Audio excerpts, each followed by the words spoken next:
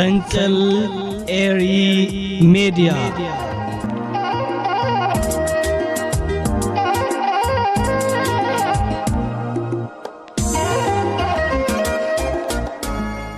سلام تخاطلتي مدبات فنقل إيري ميديا كمي تمسيو نلو معربي إسران سلستان تري بكالاي تحستا مدبات قريبا لكو نمكة تالكم بخبري عدم سنة مكة تال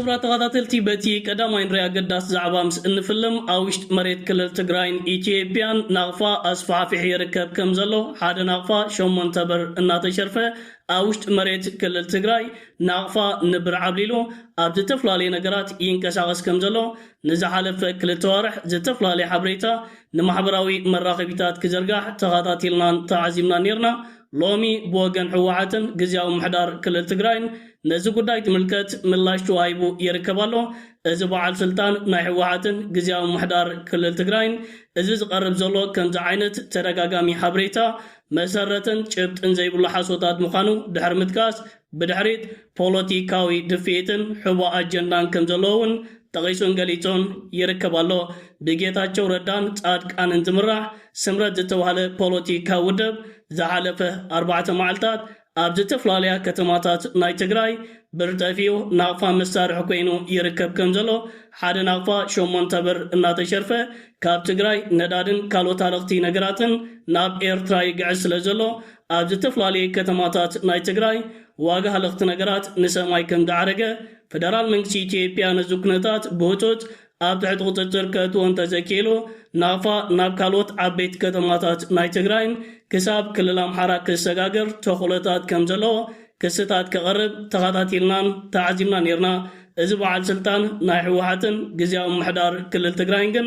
እዚ ቀሪቡ ዝርከብ ዘሎ ከምዚ ዓይነት ክስታት መሰረት ዘይብሉ ብድሕሪትካ ፖለቲካዊ ድፍየትን ፕሮፓጋንዳን ዘለዎ ይምባል ግዝያዊ ምሕዳር ክልል ትግራይ ይኹን ሕወሓት ከምዚ ዓይነት ነገራት ኣብ ውሽጢ መሬት ክልል ትግራይ ከጋጥም ኣይቅበሎን እዩ ምክንያቱ ንክልል ትግራይ ይኹን ንኢትዮጵያ ዓበይቲ ሓደጋታት ስለ ዝኾነ ድሕር ምባል እቶም ከምኡ ሓበሬታታት ዘዘርግሑ ዘለዉ ሰባት ዝኾነ ይኹን ጭብጥታት የብሎምን ብድሕሪት ግን ካልእ ኣጀንዳ ስለ ዘለዎም ነዚ ሓበሬታ ብተደጋጋሚ ብምዝርጋሕ ህዝብታት ንምድንጋር ይሰርሑ ከም ዘለዉ እዩ ኣብ መወዳእታ ኣስሚሩሉ ዝርከብ ዘሎ ጉጅለ ጻድቃንን ጌታቸውን ኣብ ማሕበራዊ መራኸቢታት ብዝዓሰብዎም ኮራኩርን ኣኽላባትን ኣቢሎም ነዚ ዜናን ሓበሬታን ብተደጋጋሚ እዋን ከምዚ ዓይነት ጌጋ ሓበሬታታት ክዘርግሑ ተኸታቲልናን ተዓዚምናን ነርና ቀንዲ ተልእኾ ናይዚ ከምዚ ዓይነት ጸለመን ፕሮፓጋንዳን ነቲ ኣብ መንጎ ህዝብታት ኤርትራን ክልል ትግራይን ተፈጢሩ ዝርከብ ዘሎ ጽምዶን ርክባትን ኣብ ሓደጋታት ንምእታው ከምኡውን ሰራዊት ፌደራል መንግስቲ ኢትዮጵያ ናብ ውሽጢ መሬት ክልል ትግራይ ብምእታው ኣብ ዶባት ኤርትራ ንኽዕስከር ዝግበር ዘሎ ምኽንያታት ምዃኑ ተጋሩ ምስ ጽምዶ ቅርበት ዘለዎም ብተደጋጋሚ እዋን ከጠንቅቆ ጸኒሖምን ኣለውን ስርዓት ብልጽግና ነቲ ኣብ ኢትዮጵያ ኣጋጢሞ ዝርከብ ዘሎ ፖለቲካዊ ቁጠባዊ ውድቀት ብፍላይካ ብርናይ ምግዛዕ ዓመታቱ ሙማቱ ንኤርትራ ንሻዕብያን ክኸስስ ብተደጋጋሚ ተኸታቲልና ነርና እዚ ሕጂ ዝቐርብ ዘሎ ክስታት ብወገን ክልል ትግራይ እውን መቐፀልታ ናይቲ ዝሓለፈ ኮይኑ ዝርከብ ስለዚ እዚ ኣብ ማሕበራዊ መራኸቢታት ዝግበር ዘሎ ከምዚ ዓይነት ጫውጫው ውድቕን ሓሶትን ምዃኑ እዚ በዓል ስልጣን ናይ ሕወሓትን ግዝያዊ ምሕዳር ክልል ትግራይን ምላሽ ይህብ ይርከብ ኣሎ ናቕፋ ክሳብ ክንደይ ሓያል ከም ዝኾነ ግን ነግረ መንገድና ክንፈልጥ ክኢልና ንርከብ ኣለና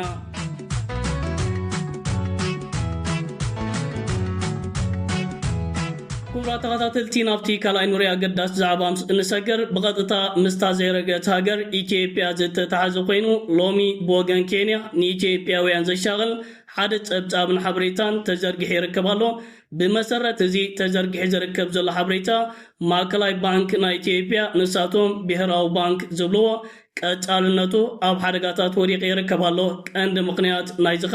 ስርዓት ብልጽግና ኣብ ዓመት 2024 ዘእተዎ ሓድሽ ሕግታት ዕዳጋ ክኸውን እንከሎ ነዚ ባንክ ዓበይቲ ዝኾነ ክሳራታት ስለ ዘምጻሉ እዚ ባንክ ኣብዚ ሕጂ እዋን ክቕጽል ድዩ ኣይክቕጽልን እዩ ኣብ ዓበይቲ ምልክታት ሕቶ ኣት ይርከባሎ ብመሰረት እዚ ወጪ ዝርከብ ዘሎ ጸብጻብ ማእከላዊ ባንኪ ኢትዮጵያ 2.6 ቢልዮን ዶላር ክሳራታት ኣጋጢሞ ይርከባሎ ካብ ሐምለ 2024 ክሳብ ሰነ 30 2025 407.1 ቢልዮን ብር ክሳራታት ከጋጥሞን ከሎ 380 ቢልዮን ብር ክሳራታቱ ዝተሰከመ እዚ ባንክ ኣብ ፍጹም ቅልውላው ወዲቑ ቀጻልነቱ ኣብ ምልክት ሕቶ ኣትዩ ይርከባሎ ስርዓት ብልጽግና ካብ ልክሕቲ ኣካላት ባንክ ዓለም ዓለማዊ ማዕከን ገንዘብ ቢልዮናት ዶላራት ምስተቐበለ ንሳቶም ብዝሃብዎ ሕግታት እዩ ነቲ ዕዳጋታት ከም መሓድሮ ፈቲኑ ብር ናይ ምግዛዕ ዓሙታቱ ሙሉእ ብምሉእ ማህሚኑን ተዳኺሙን ኣብ ታሪክ ኢትዮጵያ ተራእዩ ዘይፈልጥ ውድቀት እዩ ከጋጥሞ ተራእዩ እዚ ኸኣብ ኢትዮጵያ ቁጠባዊ ቅልውላው ኣስዒቦ መነባብሮ ሰማይ ዓሪግ ይርከባሎ ህዝቢ ኢትዮጵያ ብተደጋጋሚ እዋን ስርዓት ብልጽግና ነቲ ኣብቲ ሃገር ኣጋጢሙ ዝርከብ ዘሎ ኩነታት ንኽፈትሖ ጻውዒታት እኳ እንተቕረበ ክሳብ ሕጂ ግን ኣብቲ ሃገር ዝጥቀስ ዝኾነ ይኹን ምቅያራት ኣይተራእየን ዝሓለፈ 6 መዓልታት ባንክ ዓለም ንኢትዮጵያ ተወሳኺ 216 ሚልዮን ዶላር ልቓሕ ኣፍቂድላን ኣጽዲቕላን ይርከባሎ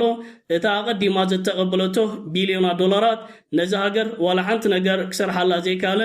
እዚ 216 ሚልዮን ዶላር ነዚ ሃገር ለውጢ ከምጻላ ከም ዘይክእል እዩ ብተወሳኺ ኣብ ዝጸብጻብ ተጠቒሱን ተገሊጹን ዝርከብ ዘሎ ነዚ ባንክ ኣጋጢሞ ዝርከብ ዘሎ ከምዚ ዓይነት ቅልውላውን ጥፍሽናን ነቲ ሃገርን ነቲ ህዝብን ዓበይቲ ሓደጋታት ከም ዝኾነ ሳዕቢናት ናይዚ ቁጠባዊ ቅልውላው ጌና ኣብ መባእታዊ ደረጃ ከም ዘሎ ህዝቢ ኢትዮጵያን ንኻልእ ዝኸፈ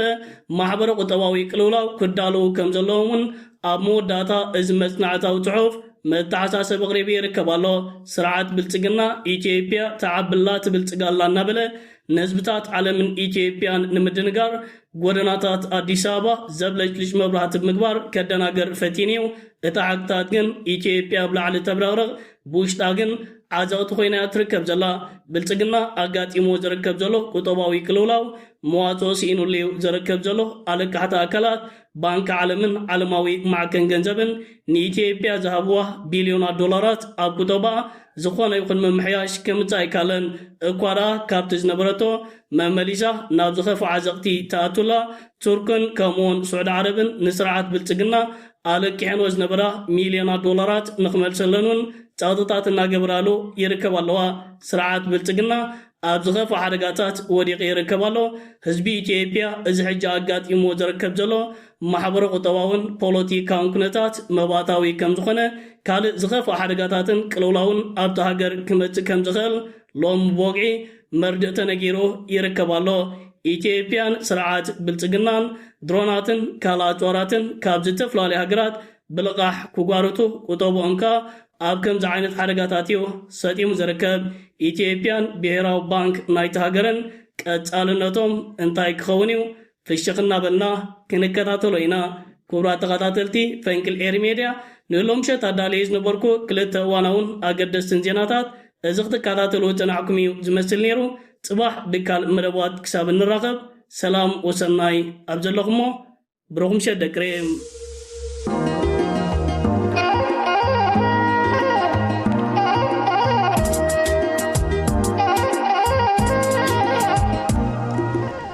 ፈንቅል ኤሪ ሜድያ